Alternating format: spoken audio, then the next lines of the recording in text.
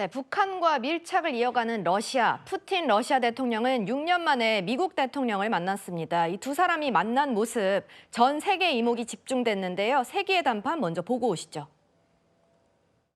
Работа в целом была проделана. Прямые контакты. Мы неоднократно и откровенно содействуют разрешению украинского конфликта. Хочется надеяться, что достигнутое нами понимание позволит приблизиться к той цели и откроет дорогу к миру на Украине. I believe we had a very productive meeting. There were many points that we agreed on. Most of them, I would say, a couple of big ones that we haven't quite got there. 네, 총장님께서도 이번 회담 지켜보셨을 텐데 어떻게 평가하십니까? 전 세계 언론이 노 딜로 표현하는 것처럼 네. 그러니까 트럼프 대통령과 푸틴 대통령이 만났다는 것은 의미가 있지만 실질적으로 만나서 어떤 이야기를 했는지 부분에는 크게 기대할 바가 없다고 이제 보여지고요. 그리고 회담 시간도 보통 예상하기는 뭐 하여튼 대여섯 시간 갈 걸로 생각했는데 한 2시간 만에 끝났고 회담 끝난 이후에 뭐 계획된 식사도 하지 않았고 그다음에 이제 기자단과의 공식 브리핑도 하지 않았지 않습니까?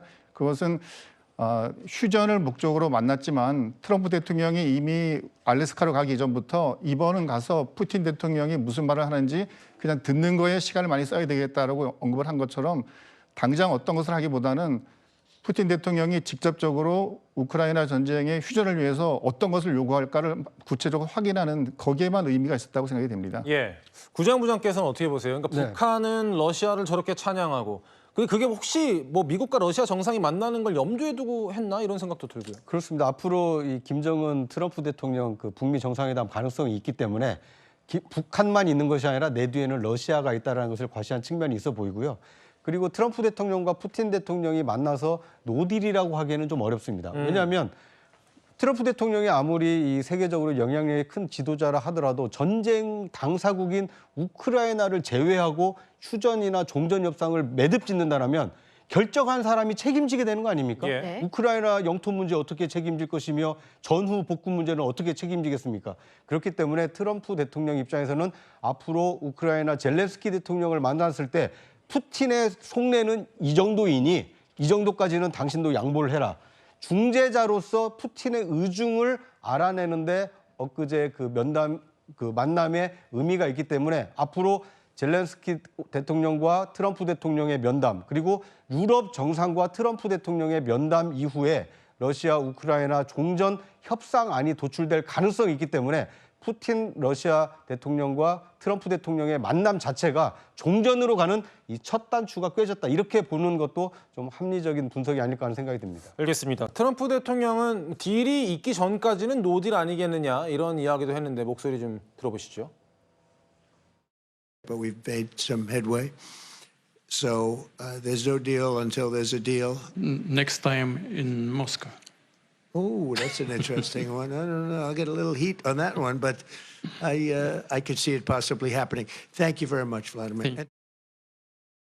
엄 총장님, 스트롱맨 대 스트롱맨 사이에서 저는 농담 비슷한 분위기도 나오긴 하는데 모스크바에서 보시죠 했는데 이 가능할까요? 트럼프 대통령이 젤렌스키 대통령하고 18일 날 정상회담을 하지 않습니까? 예. 네. 그리고 그 자리에서 이번 푸틴 대통령과 만나서 논의했던 내용 핵심은 그 영토, 그러니까 러시아군이 점령한 영토에 대해서 우크라이나가 양보해라라는 거지 않습니까?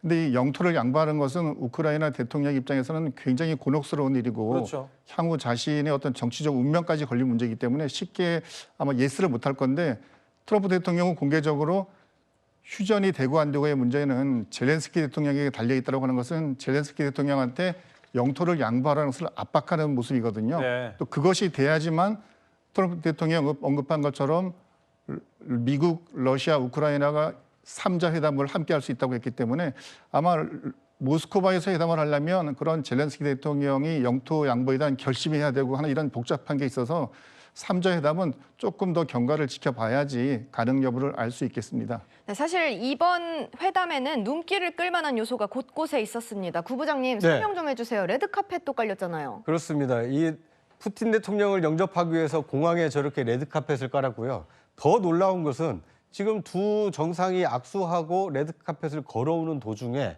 이 굉장히 이 B2 폭격기가 이 상공을 날았다는 네, 겁니다. 이란의 벙커버스터. 그렇습니다. 그러니까 이 저공 비행을 해서 푸틴 대통령이 그 소리를 듣고 깜짝 놀라서 이 돌아볼 만큼 굉장히 놀라웠고, 그 뒤에 보면 지금 이 F-22 랩터 이 전투기도 지금 이 전시를 해놓고 있지 않습니까?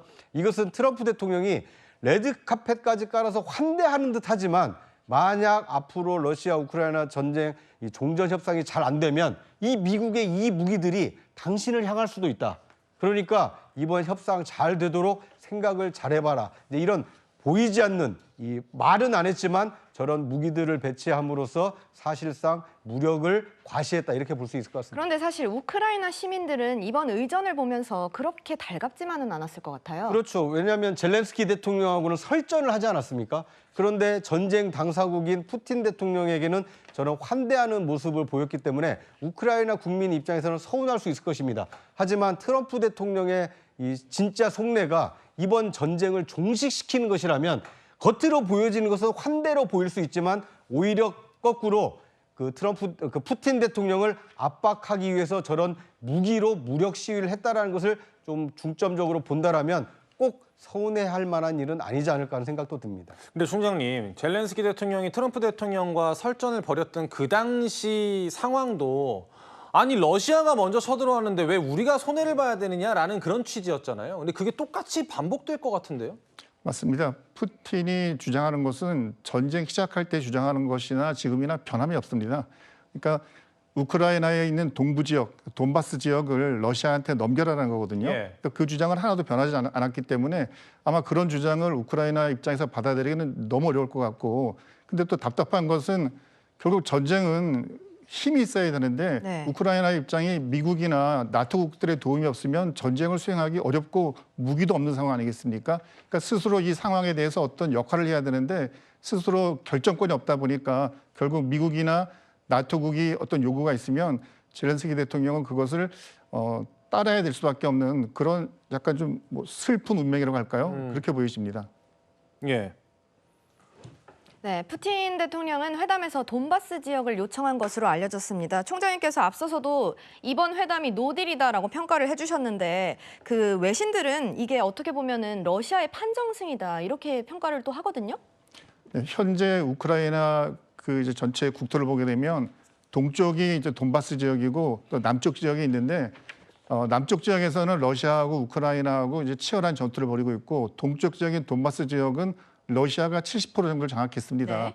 근데 70%를 장악했지만 나머지 30%는 우크라이나군이 여전히 전투를 하고 있거든요. 근데 그거를 그대로 다 내놓으라고 하는 것은, 러시아는 자기들 것은 하나도 내놓지 않으면서 우크라이나한테는 남은 30%의 돈바스 영토까지 러시아에 넘기라는 거니까 이것은 굉장히 굴욕적인 것이고, 뭐 우크라이나도 주권 국가이니까 그런 결정하기는 쉽지 않을 것으로 생각이 됩니다.